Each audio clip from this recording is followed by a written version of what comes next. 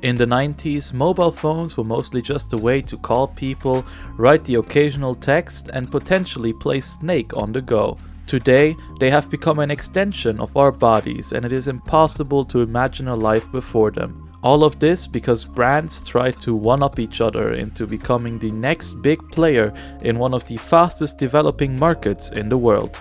And yes, you've read the title, this video looks into that market. Let's look at the best-selling mobile phone brands every year since 1994.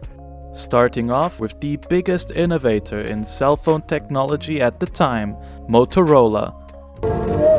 Motorola, what you never thought possible. Motorola truly is a company of firsts. Not only did they create the first ever mobile phone, they were also the first to ever sell a commercial mobile phone, all the way back in 1983. They then also created the first ever flip phone in 1989. They were one of the first to ever create a prototype of a functioning camera on a mobile phone. And then in 2004, they also were the first company to ever sell a phone with a focus on fashion. And even though almost nobody owns a Motorola phone today, they're still actively innovating. Or at least they try to, as they were one of the first to create a foldable smartphone in 2020. That went pretty horribly for them though, but that's a story for another day. Motorola truly has an incredible track record, and they were absolutely dominating the early cell phone market. They remained the best-selling brand all the way to 1998, when their biggest competitor finally took over. This competitor was none other than Nokia. Nokia is a very old company based in Finland. They started all the way in 1865 as a paper mill, but they didn't start making phones until 1987. Even so, they were not the first on the European market, nor were they innovators creating something new. Instead, what they did to be successful was focus on quality and materials. They took what their competitors were doing well and just implemented that into their own phones, while also being more durable and of a higher quality. In 1994, they also introduced their iconic Nokia ringtone, which by 1998 became a staple in all of their phones. The Nokia tune was an incredible boost to their brand recognition, as people would hear it just walking around on the streets. In the early 90s, they quickly climbed the ranks. By 1995, they were comfortably sitting at the second position, and then by 1998, as the ringtone became popular, it truly seemed inevitable for Nokia to beat out Motorola as the best-selling mobile phone brand in the world. But Nokia wasn't happy just barely surpassing Motorola. They wanted more. They wanted dominance. And so in 1999, they released the best-selling cell phone at the time, the Nokia 3210. This phone had over 161 million sales worldwide. The second best-selling phone at the time was the Motorola StarTAC, a flip phone, which sold a whole 60 million units. That is 100 million less than Nokia's 3210. And guess what? They weren't gonna stop there. Just a year later, they released the Nokia 3310. This then became the second best-selling phone at the time, selling a whole 126 million units as well. And just 3 years later, they released the Nokia 1100, which to this day is the best-selling phone of all time, with a whopping 250 million units sold. Today it sometimes feels like everyone owns an iPhone, but the truth is that Apple's market position is not even comparable to that of Nokia at the time. And the kicker? Just 2 years after the release of the 1100, Nokia released the 1110, the second best-selling phone of all time, selling a whole 247 million units worldwide. If Apple hadn't disrupted the market by creating the first iPhone, I can assure you that Nokia would have a monopoly today. To this day, if you look at total phones sold, there is only one company that surpasses Nokia. But we'll talk about that one much later in this video. Before that, let's take a look at Sony's joint venture with Ericsson, called SonyEricson. The T68i with full color display. Put some color into your life. SonyEricson was never the best-selling phone brand, nor was it the most popular, but it somehow always managed to stay on this list. That was because during the Wild West era before the smartphones, they always managed to stay up to date with current trends. That, and they managed to add some of their own quirks to their phones as well. In 2002, they created one of the first popular phones with a color display. In 2003, they were one of the first to add customizable covers to their phones and specifically designed them with fashion in mind. In 2005, they were known for their iPod competitors, phones that were specifically built with listening to music in mind. They were also known for a whole lot of other things, like external memory sticks you could add to your phones, a joystick that you would use to navigate the menus, their series of camera phones which had some of the best cameras on mobile phones at the time, almost rivaling digital cameras from back then. Those and a few other gimmicks that they also had on specific lines of cell phones. The thing that really held them back in the late 2000s was that they were very late to jump on the standardized cell phone trend by using Android or their own similar OS. They only published their very first smartphone in 2010. The successor to that phone is the reason why I want to talk about them in the first place. I'm talking about the Xperia Play R800. The Xperia Play was a huge flop, such a huge flop in fact, that just a year later, SonyEricson ceased to exist because Sony bought up Ericsson and changed the brand name to just Sony. The idea behind the Xperia Play was to have a phone that was both a handheld gaming console and a smartphone. And while this sounds like a good idea on paper, their marketing was incredibly confusing and no one really knew what this phone was trying to be. On top of that, the smartphone functionalities were not even close to as good as those of competitors like Samsung and iPhone, and the handheld gaming console was weaker than Sony's very own previous handheld gaming consoles like the PSP. In other words, it was a product that was worse than any competitor at anything it was trying to do and didn't fill any market gap. A true failure. But wow, just look at this thing. It looks incredible. Before we can talk more about modern smartphones though, we have to talk about the pioneer of mobile phone security and internet access, none other than BlackBerry. Very, very clever. We're the BlackBerry boys. Oh yeah. The first device to ever carry the name BlackBerry was the BlackBerry 850, released in 1999. Unlike what BlackBerry is known for though, it was not a phone but an email pager. Basically, it was a device that would let you use network capabilities wirelessly and send and receive emails from other people. It also in real time notified you when an email arrived. What makes these notifications special is that they were actually hosted on a BlackBerry server, so even if your device was off at the time of the email, it would still push the notification to you as soon as you turn it on again. In other words, this was the very birth of push notifications on mobile devices. But considering that the only thing you could really do with it was receive and send emails, it didn't quite qualify as a mobile phone. Still, with this device, BlackBerry created a name for itself in the professional market. Their email servers, which were both secured and push notifications, were innovative technology at the time. In 2002, the company created a phone which nowadays is often considered the first smartphone ever made. That was the BlackBerry 5810. A cell phone with all the typical cell phone capabilities, like text messaging and taking phone calls, but it also had all the capabilities you would need in a professional work environment. It had a built-in calendar app, push emails, a basic internet browser, and even internet faxing. While some people do consider it a smartphone, in reality it was just a pager which also did phone calls and text messages. Still, for 2002, it was wildly impressive at the time. The final thing that BlackBerry did that everyone has been copying since is something you probably didn't even notice, and that is modern instant messaging on mobile. BlackBerry Messenger, or BBM for short, was the first mobile instant messaging service using the internet. And if you want to be specific and say that push emails are actually also instant messaging, Then let's talk about some of the features that BBM pioneered. For example, they were the first to have a group chat function in their messenger.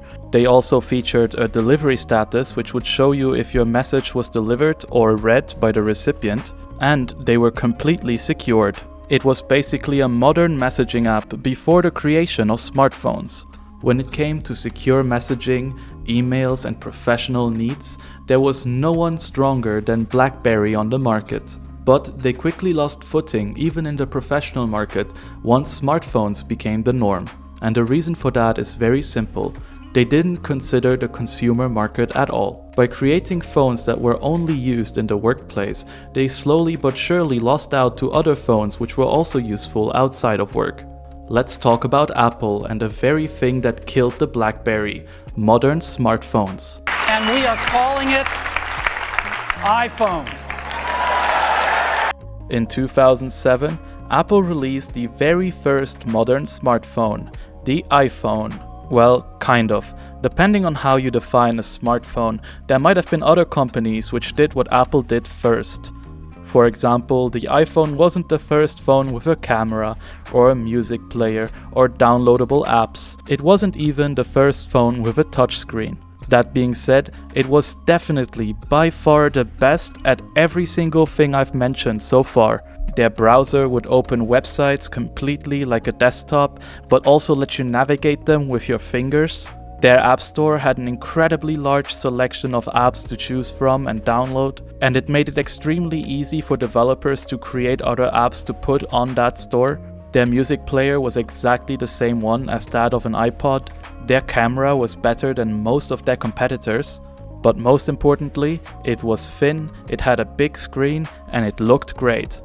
Even though Apple released the first iPhone in 2007, it wasn't until the early 2010s, with the iPhone 4 and 5, that it started actually becoming the mainstream. The iPhone 4 and 4S were the first Apple phones to actually sell over 100 million units combined. Then their successor, the iPhone 5 and 5S, also ended up selling over 100 million units, and ever since the iPhone has become a staple in most households. Or at least in the US it did, because everywhere else in the world, Apple's biggest competitor, Samsung, was actually in the lead. The reason for this lies in Apple's business model, or more precisely their marketing strategy. You see, their products are more than just phones. They're more than just a thing to call with, they are a statement and a designer accessory. They also completely cut you off from outside ecosystems, so once you get used to using the iPhone and other Apple products, it becomes very hard to switch back to something else. This works great in the US, a country where most of the population has a lot of money and cares a lot about having the most fancy and most expensive thing available on the market. In a country where money equals status, having something that is notoriously known for being expensive is the perfect opportunity to show your status. Of course, the US is not the only country like that, but it is one of the very few countries with this kind of culture where people can actually afford to buy the expensive stuff. Samsung, on the other hand, threw a much wider net, so let's talk about Samsung for a bit. Samsung Galaxy S3. Designed for humans. In the early smartphone days, there were only two brands that you could reliably get a high quality product from. Those were Apple and Samsung. There were a few brands doing smartphones somewhat successfully before Samsung, those being Motorola and HTC. But these phones couldn't even get close to the quality of that of an iPhone. Then, in 2009, Samsung released their first smartphone on Android, the Samsung Galaxy. But even that phone was still not even close to the quality of an iPhone. The design wasn't quite there, the early Android OS wasn't as good, and generally everything felt a lot more clunky and unintuitive as an iPhone. This all changed when in 2010, Samsung released the first Samsung Galaxy S phone. A phone that looked good, felt good, and had better specs than their competitors at the time. That being said, it was actually slightly more expensive than the iPhone at the time. The Samsung Galaxy S did really well, but still it only sold about half the amount of units that the original iPhone 4 did that same year. But as I mentioned earlier, they cast a much wider net. They didn't only make high-end smartphones, they also made a whole bunch of phones at lower price points. Like for example, the very cheap Samsung E1100. The E1100 was a phone made with the whole goal of being cheap.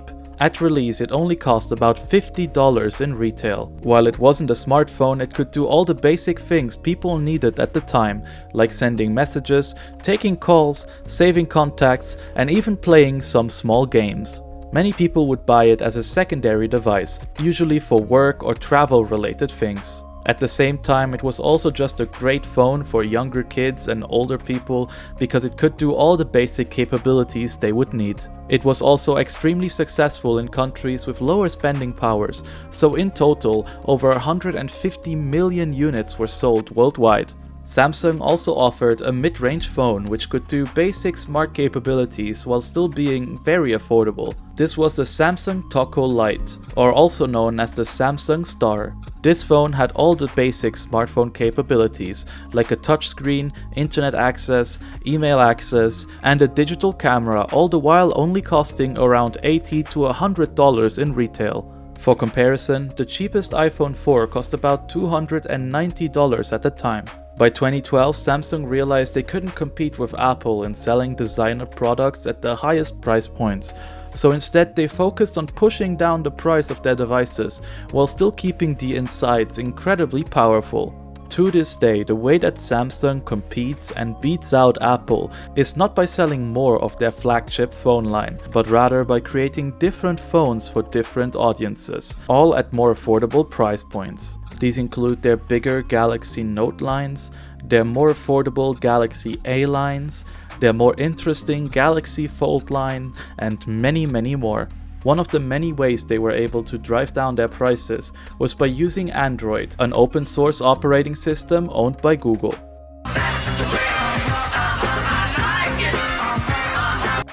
Android started in 2003 as a project to create an advanced operating system for digital cameras.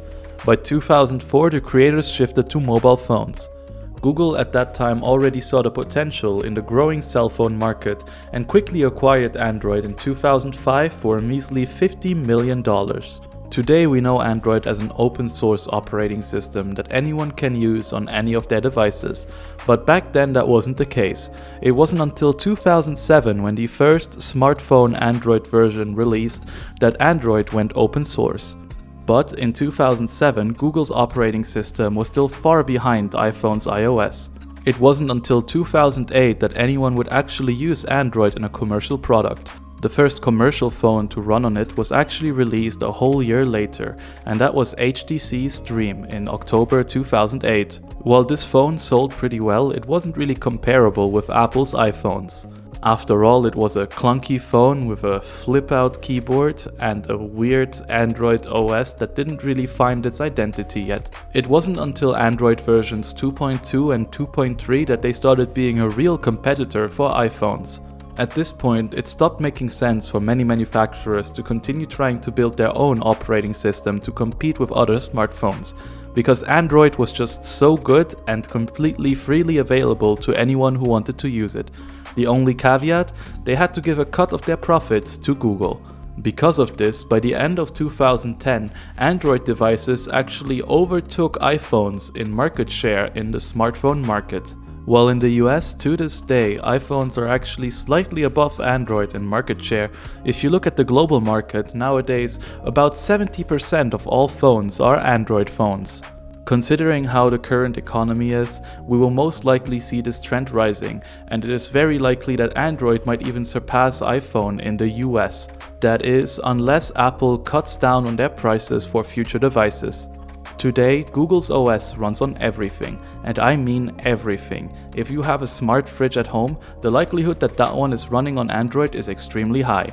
Because it is so easy to access and so easy to implement into new devices, nowadays cars, TVs, and pretty much any smart device most likely runs on Android. It's truly fascinating to see how sometimes making something available for free makes it so much more impactful to the world. That being said, just because it's free doesn't mean it's not a cash cow for Google. Every Android device comes pre-installed with the Google Play Store, Google's very own version of the iPhone App Store. There, the company takes a cut from every sale made. This cut ranges anywhere between 15 and 30%, depending on various factors. Talking about modern smartphone OS, did you know that there used to be a third competitor in this market? Microsoft's very own Windows phones, which failed completely. You won't believe what Windows Phone can do, and what your old phone can't. Microsoft used to already create pocket computers and then later on pocket computers with mobile phone capabilities, all the way back between the year 2000 and 2010. But this is not what I'm going to talk about today. Instead, what's really interesting is their smartphone OS, which released in 2011, the Windows Phone. After clearly losing out to all of their competitors in their previous attempts at the mobile phone market, Microsoft needed something new, and that's what they did. They created a modern smartphone that runs on Windows. The first commercially available phones that were running on their Windows Phone 7 OS were released in 2011. These were made by brands like LG, HTC and Nokia. These were also the very first Windows devices to include a tile-based UI, which is now seen across all of their operating systems since Windows 8. While they didn't make any crazy sales with their first batch of phones, they also didn't do too bad. Unfortunately for them, that just wasn't enough. This first batch didn't have too many third-party apps on it, which was understandable because it was the first phones running on this special operating system. The thing that really killed the Windows Phone though was the release of the Windows Phone 8 and the fact that earlier phones were not compatible with it, meaning that if you had one of their previous phones, you could not update it to run their current OS. While this doesn't seem too bad for the normal consumer, it is horrible for any developer hoping to make apps for their ecosystem. Now any interested developer didn't just have to make their apps compatible with Android, iOS and Windows Phone, but they also had to make sure that it would run on both Windows Phone 7 and 8. This was a huge hassle, especially considering that not that many people even had one of these phones. Because of this, most developers stopped making apps for Windows devices. With the slowly fading app support, it was certain that they weren't going to survive. Over time, fewer brands were willing to collaborate with Microsoft on their phones and instead opted for Android, a completely free option which also had app support. And in 2016, they tried a final Hail Mary with the Windows Phone 10. But as you can imagine, that one was a complete flop. So much so that only 3 years later they discontinued their operating system. Ever since, even Microsoft has switched to Android for their newest mobile phones. Luckily for Microsoft, they have so much money from their other ventures that this failed project barely left a dent in their finances. While the OS competition was failing, the mobile phone brand competition was going on strong, especially with brands coming out of China like Huawei and Xiaomi. China, China, China, China, China, China, China, China, China. China did what it always does best. It took what works for other companies like Samsung, manufactured it in China, and made it available for cheaper. Xiaomi and Huawei are the best known companies that did this. They are especially well known for creating very powerful devices that are almost exactly as powerful as current gen Samsung devices, while only costing a fraction of their cost. By 2016, both of these companies were slowly rising on this list. While their earlier phone models were somewhat known for lower quality material, overheating, and prone to exploding batteries, they've kept improving the quality of their products, and over time they have become more trusted by consumers. There are also some rumors of Chinese spyware being on these phones, but nothing is really confirmed. Mobile phone companies coming out of China do have one major issue though, and that is that their processing power will always be one step below the latest generation of their competitors' phones. The reason for this is both simple and complicated at the same time. I'm not going to go very deep into this, so instead I'll just say that they are not able to get the latest, most powerful microprocessors. Another, a bit smaller problem that they have is that they will almost never be the first to create a new feature. But this is all because of their business model. These Chinese companies know that they cannot compete with Samsung and iPhone for the latest, hottest designer phones. While that is the smartphone market with the highest margins by far, the market with the most buyer potential is most definitely the budget phone market. Barely any other mobile phone company tries to enter that market. Sure, Samsung has some lines that are always available for cheaper than their main line, but it's never their focus. Because of this, Huawei and Xiaomi have a chokehold on that market. With the initial success of Huawei and Xiaomi around 2016, a lot more competitors are coming out of China. An especially notable company that came out of this is Vivo, a company that creates what I'd like to call poverty phones, smartphones that are available for less than $50. Sure, they most likely won't see much success in the US, but as you can see, they've been on this list since around 2015 and didn't stop growing. Vivo phones are a godsend in countries that are less fortunate around the world. In some countries, a $200 phone means more than your monthly salary. So having access to a functional smartphone for less than $50 can almost be life-changing for some people. All of these phones run on Android, but one thing that most of them do and Google absolutely hates is that they have their own app stores, meaning that Google won't be able to take a cut from every sale made. As a sort of countermeasure and a different way to get into the market outside of Android, Google decided to create their own phone line, the Google Pixel. Unfortunately though, there is no way for us to know how many Google Pixel phones have been sold so far, as these numbers are kept private by the company. Considering that they are not releasing these numbers, it is safe to assume that they're not exactly high. This is most likely because they're trying to sell their phones as devices that are on par with Samsung and Apple's latest and newest flagship phones. But as a company that joined the market in 2016, it doesn't seem like the best approach to take. But who knows, maybe they're playing the long game, and by 2030 they'll be towering over all of their competitors. While all of these new Android phone competitors keep popping up, it seems like Apple did the right thing by creating their own ecosystem, making it so that this competition barely touches them. Samsung, on the other hand, was hit pretty hard, and by 2023 their sales plummeted so much they actually fell below Apple for the first time. Wow, what a chart race. We saw giants fall and new ones rise from their ashes. Today, Apple is the market leader, but not by a large margin, and it wasn't too long ago that Samsung was towering overall. While they are on top, every other phone on this list is an Android phone, so iOS is not even close to being the top operating system. Now the question is, will this trend of Android users growing keep continuing and eventually phase out iOS as a whole?